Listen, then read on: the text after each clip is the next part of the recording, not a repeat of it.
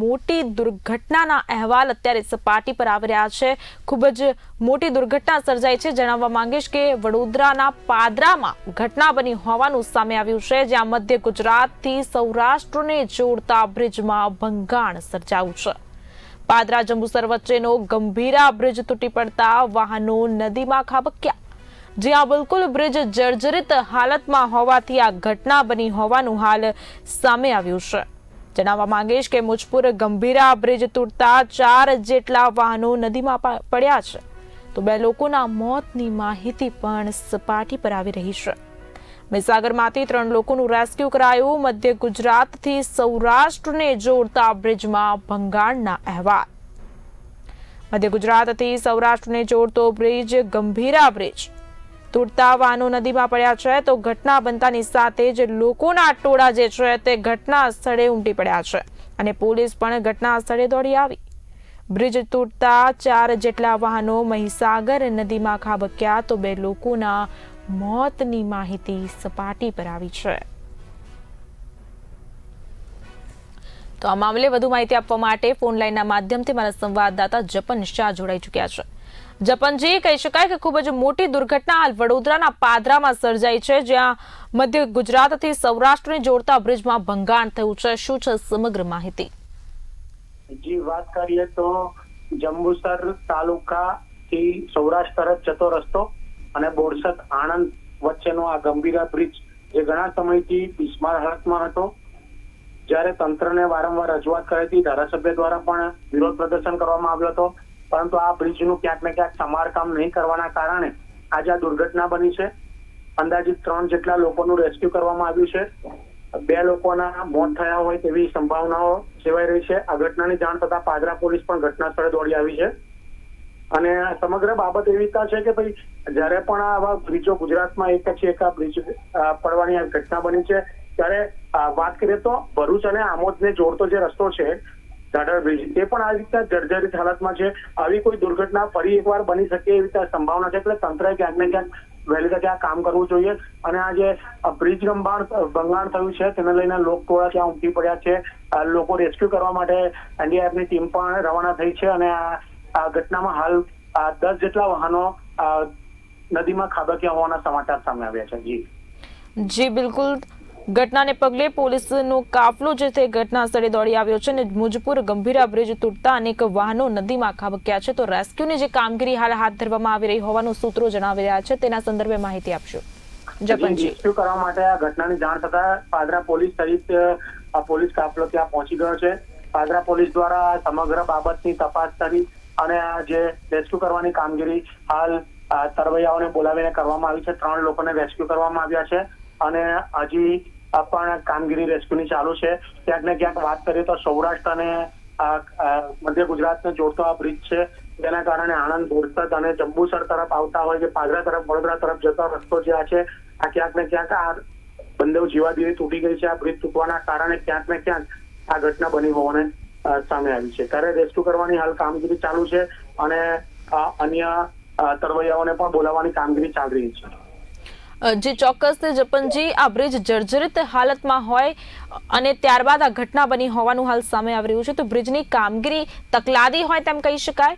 તંત્ર દ્વારા કોઈ પણ પ્રકારનું ધ્યાન આપવામાં નથી આવી રહ્યું તે પણ? જે વાત કરીએ તો આ બ્રિજ ઘણા વર્ષો જૂનો છે, આની પહેલા એક વખત રિપેરિંગ પણ કરવામાં આવ્યો હતો। જ્યારે કોઈ ધારાસભ્ય કે કોઈક આગેવાનો દ્વારા આ બ્રિજ જર્જરિત હોય ને એના બાબતે આંદોલન કરવામાં આવે, તેના સ્થાનિકો દ્વારા પણ પાદરા તાલુકાના સ્થાનિકો દ્વારા આ બ્રિજના સમારકામ બાબતે આંદોલન કરવામાં આવ્યું હતું, ત્યારે આના પર પોલિશ કરી દેવામાં આવે છે અને ફક્ત પોલિશ કર્યા બાદ જૈસે કે વૈસી સ્થિતિ થાય છે અને ત્યારે આજે આટલી મોટી ગંભીર દુર્ઘટના બનવા પામી છે। જે ચોક્કસથી આપને જણાવ્યા પ્રમાણે બ્રિજની કામગીરી હાલ સમારકામની કામગીરી બ્રિજની ચાલી રહી હતી, તો બ્રિજની કામગીરી ચાલતી હોય તે દરમિયાન વાહન વ્યવહાર કેવી રીતે શક્ય બની શકે તેના સંદર્ભે જણાવશો? કારણ કે આ બ્રિજની કામગીરી થોડાક સમય પહેલા કરવામાં આવી હતી, પરંતુ ક્યાંક ને ક્યાંક અત્યારની વાત કરીએ તો હાલ જયારે આ બ્રિજ ગરકાવ થયો છે ત્યારે લોકોને ભારે હાલાકીનો સામનો કરવો પડે છે।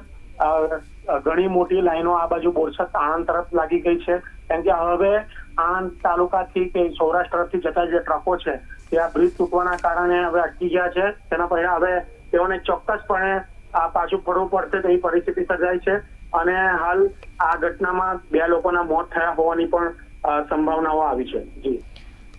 જી બિલકુલ થી ઘટના સર્જાયા બાદ પોલીસના ઉચ્ચ અધિકારીઓ અથવા તો સ્થાનિક ધારાસભ્ય ઘટના સ્થળે પહોંચ્યા છે કે કેમ પરિસ્થિતિનો તાગ મેળવવા માટે? ચોક્કસપણે પાદરા ધારાસભ્ય તેમજ પોલીસ પીઆઈ પાદરા પીઆઈ છે, પછી વડુ પીઆઈ છે, તેમજ પોલીસનો કાફલો ત્યાં પહોંચી ગયો છે, તેમજ વડોદરા રેન્જ આઈજી પણ આ સ્થળની મુલાકાત માટે આવી રહ્યા છે. જી વડોદરામાં વારંવાર દિન પ્રતિદિન અકસ્માતોની ઘટનાઓમાં સતત વધારો જોવા મળી રહ્યો છે, ત્યારે આ બ્રિજ મામલે શું કહેશો?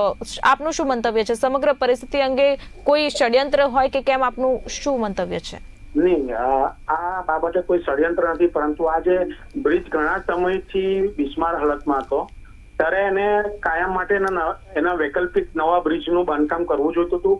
ત્યાર પછી આ બ્રિજને રિપેરિંગ કર્યું હોત કે પછી એને ડિસ્પેચ કર્યું હોત તો ચાલત, પરંતુ ક્યાંક ને ક્યાંક અત્યારે વાત કરીએ તો બોરસદ આણંદ અને જંબુસર વડોદરા વચ્ચેનો જે જીવાદોરી સમાન આ જે બ્રિજ હતો મહીસાગર નદીનો, તે તૂટવાનો પામ્યો છે. તેથી 2 લોકોના મોત થયા છે અને 3 લોકોના રેસ્ક્યુ કરાયા છે. હજી પણ રેસ્ક્યુની કામગીરી ચાલુ છે.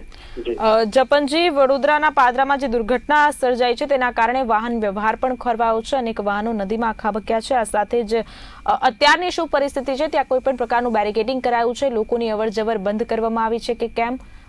જી હા, આજે ઘટના બન્યા બાદ પોલીસે એરિયાને કોર્ડન કરી દીધો છે.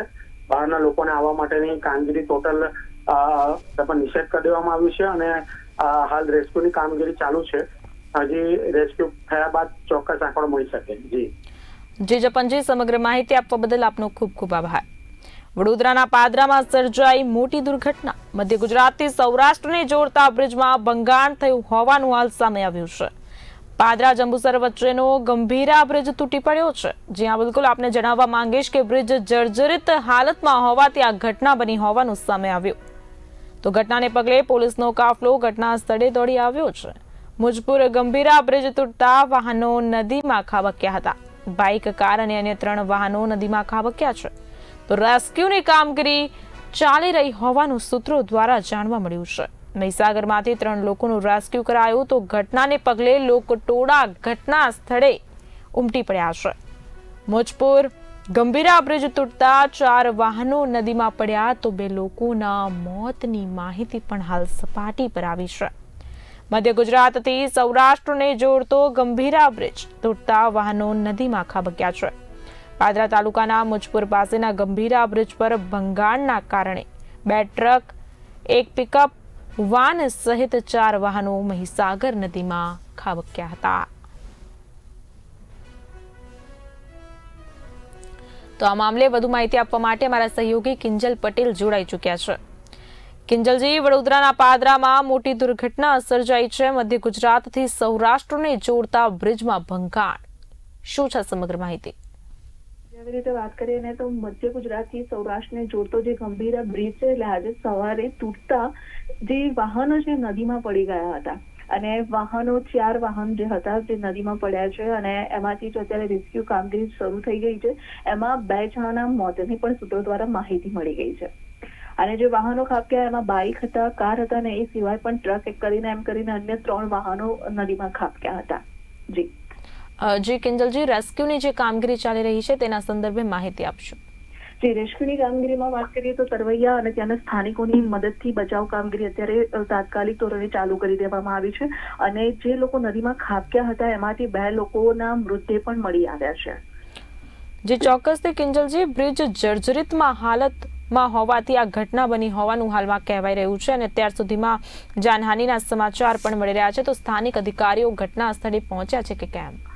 જી, જેવી રીતે કહીએ તો પાદરા પોલીસ અને ફાયરની ટીમ છે જેમને જાણ થતા તાત્કાલિક તે ઘટના સ્થળે પહોંચી હતી. પણ એવું કહી શકીએ કે તંત્રની બેદરકારી છે કે આ બ્રિજ જે એ જર્જરિત હાલતમાં હોવા છતાં પણ તેની ઉપર ભારે વાહનોને અવરજવર ઉપર એમને રોક લગાવી નથી.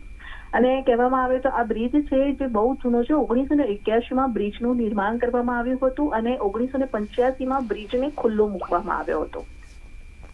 જી કિંજલજી, વડોદરામાં વારંવાર અકસ્માતોની ઘટનાઓમાં વધારો થતો હોય છે અને આપના જણાવ્યા પ્રમાણે બ્રિજ જર્જરિત હોવા છતાં ભારદારી વાહનોની અવરજવર પર પ્રતિબંધ તંત્ર દ્વારા લગાવવામાં આવ્યો ન હતો. તો શું કહી શકાય કે તંત્રની બેદરકારીના કારણે જ આ સમગ્ર બનાવ બન્યો છે? જે બિલકુલથી આપણે કહી શકીએ કે આ તંત્રની એક બેદરકારી જ કહી શકાય કે બ્રિજ છે જે જર્જરિત હાલતમાં હોવા છતાં પણ તેનો કોઈ સર્વે કહેવાય છે કે સર્વે કરવામાં આવ્યું હતું પણ એની ઉપર કોઈ કામગીરી ચાલુ કરવામાં નહોતી આવી. સર્વે તો કરવામાં આવ્યું હતું પણ કામગીરી નથી થઈ રહી. જી કિંજલજી, સમગ્ર માહિતી આપવા બદલ આપનો આભાર. વડોદરાના પાદરામાં અત્યારની મોટી દુર્ઘટના સર્જાઈ છે. મધ્ય ગુજરાતથી સૌરાષ્ટ્રને જોડતા બ્રિજમાં ભંગાણ સર્જાયું છે. પાદરા જંબુસર વચ્ચેનો ગંભીરા બ્રિજ તૂટી પડતા મોટી દુર્ઘટનાના અહેવાલ સામે આવ્યા છે. જણાવવા માંગીશ કે પાદરા તાલુકાના મુજપુર પાસેના ગંભીરા બ્રિજ પર ભંગાણના કારણે 2 ટ્રક, 1 પિકઅપ વાન સહિત 4 વાહનો મહીસાગર નદીમાં ખાબક્યા હતા. આ ઘટનામાં 2 વ્યક્તિઓના મોતની આશંકા સેવાઈ રહી છે, જ્યારે 3 વ્યક્તિઓને રેસ્ક્યુ કરીને બચાવી લેવામાં આવ્યા હોવાનું હાલ જાણવા મળી રહ્યું છે. વહેલી સવારની ઘટના આણંદ અને વડોદરા જિલ્લાને જોડતો ગંભીરા બ્રિજ તૂટી પડ્યો. આણંદ જિલ્લાને વડોદરા જિલ્લાથી જોડતો મહત્વનો બ્રિજ વચ્ચેથી જ તૂટી પડ્યો હોવાની માહિતી સામે આવી છે. તો વર્ષો જૂનો બ્રિજ લાંબા સમયથી ખખડધજ હાલતમાં હોય તેમ છતાં તંત્ર દ્વારા કોઈ પણ પ્રકારનું ધ્યાન આપવામાં આવ્યું ન હોવાનું સામે આવ્યું છે.